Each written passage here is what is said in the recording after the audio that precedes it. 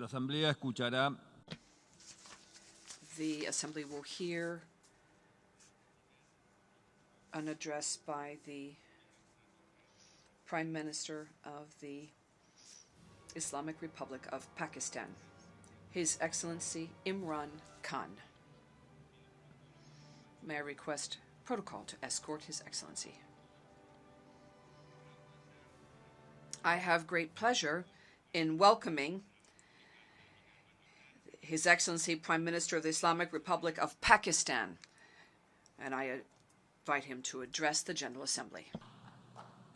Bismillah ar-Rahman ar-Rahim. Iyyaka na'budu wa iyyaka nasta'in. Mr. President,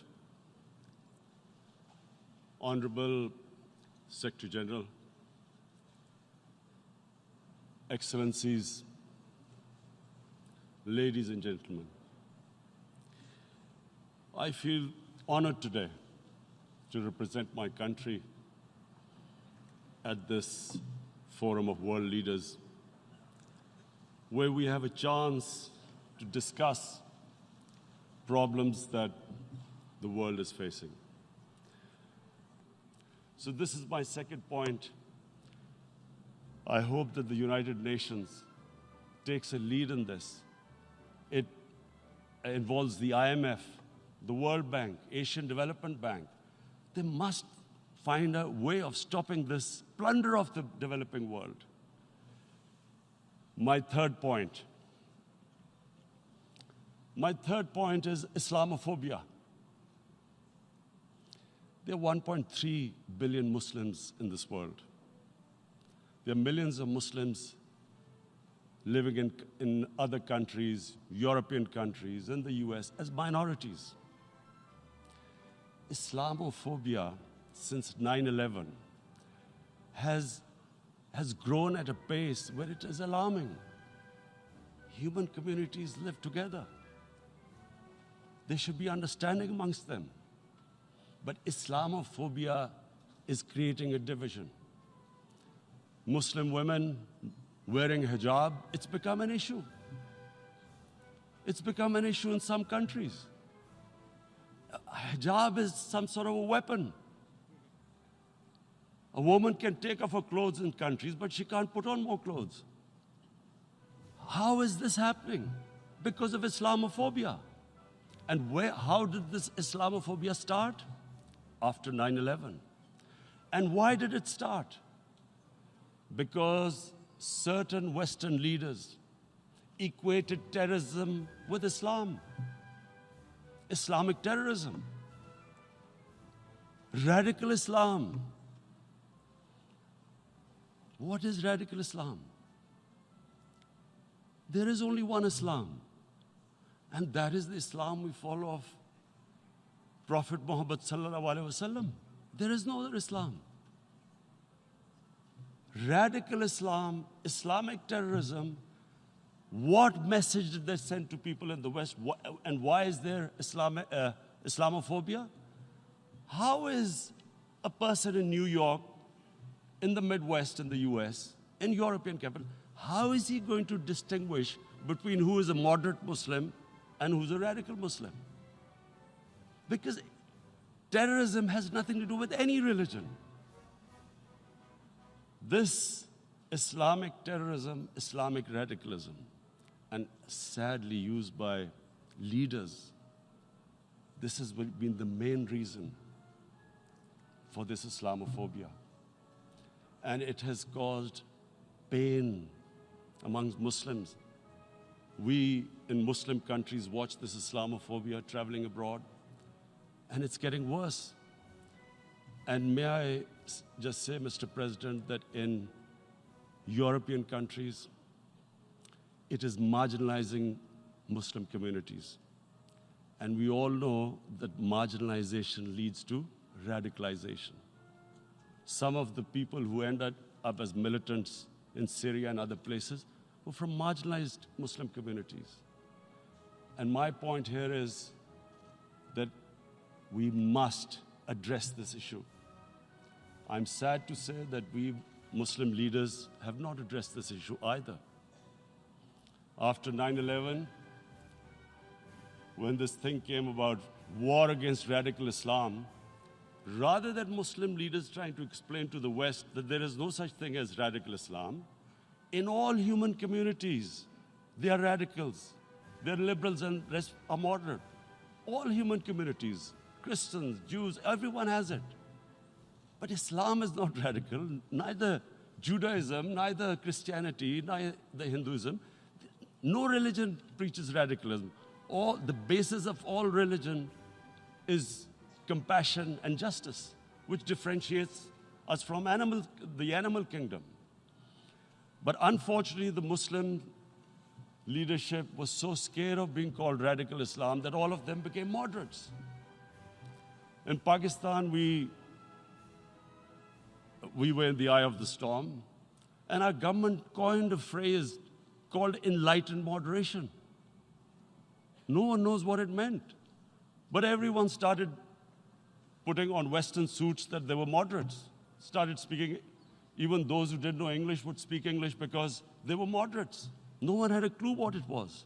Because we, in the Muslim world, did not explain to the West that there is no such thing as radical Islam. One of the reasons why, after 9/11, Islam was supposed to be equated with terrorism was suicide attacks. Because the 9/11 bombers did a suicide attack, all sorts of theories came up that the Muslims are involved in suicide attacks because they will get virgin in heavens. Some came up with, what about women, suicide attackers? So this bizarre thing happened. No one explained. Suicide attacks and Islam were equated. No one did research that before 9/11, the majority of suicide attacks in the world were by Tamil tigers, who were Hindus.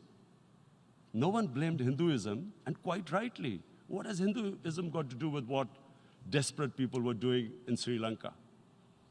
We all know we've seen films about Japanese kamikaze pilots at the end of the Second World War doing suicide attacks. No one blamed the religion. But here we were trying to prove we were moderates and not explaining to the West. But the most important thing I wanted to say here today, in explaining this Islamophobia, Mr. President, and I feel it's very important because I played professional sport in England, I spent a lot of time there, so I know how the Western mind works and how West views religion. So where the misunderstanding about Islam came. And one of the reasons it caused Islamophobia. That was, in 1989, this book was published, maligning, insulting, ridiculing our Prophet Muhammad sallallahu alaihi wasallam. And there was a reaction in the Muslim world. The West couldn't understand what was the problem. Because in the West, because I have spent so much time in the West, religion is perceived completely differently. They don't look upon religion like we do. And so, Islam was supposed to be an intolerant religion. It was against freedom of expression. And Islam took a real beating 30 years ago. I still remember it became a watershed. And every 2 or 3 years, someone would malign our Prophet, peace be upon him. There would be a reaction by the Muslims. And again, it was Islam, an intolerant religion. Again, this time, I blame a certain section of the people in the West who deliberately provoked this, knowing the impact it would have. But the majority of the people in the West didn't understand. This is where, again, Muslim leadership let the Muslims down. We should have explained to them what our Prophet, peace be upon him, means to us. So in 1 minute, I'll try and explain what he means to us. Our Prophet was the witness to the divine book, the Holy Quran. The Holy Quran is the book of guidance for Muslims, and the Prophet's life was living the Quran. He was an example of what the Quran guided us to be. So he is the ideal we all try to get to. The Prophet created the state of Medina, the first state in Islam. That state was the basis of a Muslim civilization which became the predominant civilization for the next 700 years. And what was that state? I hear such strange things about Islam, that it is against women, it's against minorities. The first state of Islam in Medina, it was the first time a welfare state was set up. The state took responsibility of the weak, widows, orphans, poor people, handicapped. It taxed the rich, spent the money on the poor. The state announced that all human beings are children of Adam, hence equal, whatever the color of their skin. The state announced, the Prophet announced that, and slavery, the whole system depended on slavery as it did for many years in the Western societies. The Prophet said that one of the greatest deeds is to free a slave.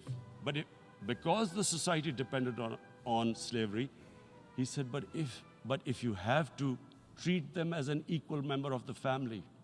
And as a result, something happened in a Muslim world which hasn't happened in any other civilization. Slave dynasties appeared. Slaves became kings. The Mamluks, slaves who ruled Egypt. In India, there were slave dynasties. And then, with minorities, again, you hear that Islam is supposed to be against minorities. Let me just make this clear. In Islam, the Prophet announced that everyone was free to practice his religion. It was a sacred duty to protect the places of worship of all religions. He announced that every person is equal in front of law, whatever his religion or his color.